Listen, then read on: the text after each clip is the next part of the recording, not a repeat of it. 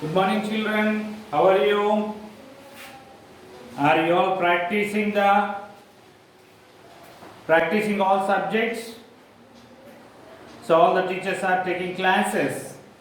You have to go through the textbooks and you have to practice at home. I hope you will do that. Okay, children. So we are learning the first lesson, reading maps of different kinds. So in the previous class, we learnt about the map and also about the contour line. So again we recall what is contour line. Contour line is a line joining the places with equal height on the map. Do you understand, children? Contour line is a line joining the places with equal heights on the map. It means the places which are at equal height, all that places are joined with the help of the contour line on the map. So these contour lines are irregular in shape. The contour lines are irregular in shape. If you see the distance between the two contour lines, sometimes the contour lines come near to each other and sometimes they quite far from each other. When are they near to each other? When will they come or when will they quite far from each other? We'll see. When the land has steep slope,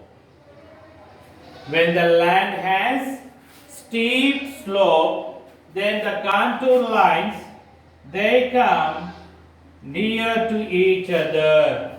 Do you understand, children? When the land has a steep slope, then the contour lines will be near to each other. If the land has the gentle slope like this, when the land has a gentle slope like this, then the contour lines will quite far from each other. Do you understand, children? This is important topic for you in the 7th class. And next we will see the uses of maps showing heights. Uses of maps showing heights. These maps help us to know the nature of the terrain, or these maps are very essential to know the nature of the terrain. It means where the mountains are, where the plains are, or where the valleys are, etc. To know this, the maps showing heights are very essential. For example, if you look at the physical map of Telangana, you can identify the Godavari valley in the eastern part. Where do we find the Godavari valley? In Telangana, in the eastern part. If we travel westwards from that valley, we will reach the plateau region, which is cut by the two rivers that are Godavari and Krishna. Do you understand, children? If we travel westwards from the Godavari slopes, you will reach to the plateau region. In that plateau region, the two rivers flow. What are those? Krishna and Godavari. These two rivers cut this plateau region by forming the deep and broad valleys. By forming the deep and broad valleys. And also, the maps showing heights are very essential at the time of constructing the roads and the dams. If we have to lay roads in undulating area places between two places, if we want to lay road on undulating region between two places, this map showing heights helps in deciding the route to be taken for the roads. Do you understand, children? First one, what is that? It is helpful to know the nature of the terrain, and second one, to lay the roads in an undulating region between two places from where the road to be taken. And second, next one, the maps showing heights are essential at the time of constructing the dams. You know that when we construct the dams, the areas which are around that, they get submerged under the dam water. So for example, you see here in our area, the Mallana Sagar is getting completed. So many of the villages are evacuated. The people are evacuated from that areas. Why? Because if it is completed, many of the villages will get submerged under the Mallana Sagar water. Is it not? So, why I am saying this is the maps showing heights help us to know how much area would get submerged under the dam water. Like this, the maps showing heights are useful to us. Next one, how to calculate the mean sea level. Mean sea level. So we call it as shortly MSL. You may get in the exam. What is the abbreviation of MSL? Mean sea level. Have you ever observed the sea water? How is the sea water? It is blue in color, okay. Then the level of the sea water, is it equal? No. You see, observe the sea water. The sea water rises and falls. Means here you can observe two tides.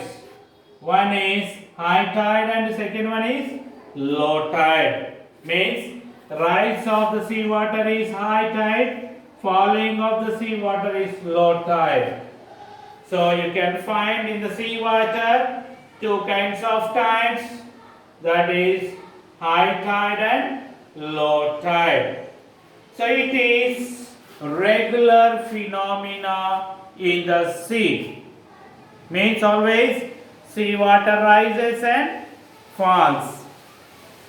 At this situation, which should be taken as a zero level, whether the high tide should be taken or the low tide should be taken, which should be taken as zero level. So then here, to solve this problem, the level of the sea is carefully measured at the frequent interval and mean sea level is calculated. So how? By observing frequently, by observing the level of the sea water, then the mean sea level is calculated. So here, to solve this problem, the scientists, they observed the high and low tides of the sea, and they have come to one calculated average, which is called as mean sea level. Means we understand here, the scientists, they observed the high tides and low tides. They observed these heights for over a period, and they have come to one average calculation, and they have said it is the mean sea level. What? The average level they calculated, that is the mean sea level. Okay, children. Next one, we see that, so if you observe the maps, physical map particularly, in the physical map, different colors are used in the physical map. Different color pattern is used.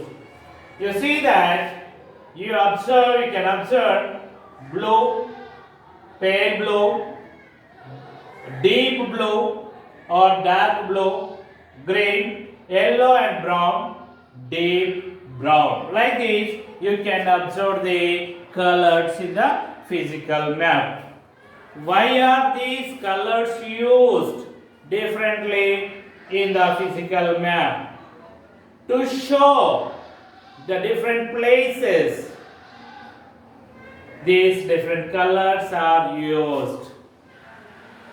Means blue is used to show the water bodies, means oceans, rivers, lakes, seas, ponds, tanks, etc. To show the water bodies, the blue is used.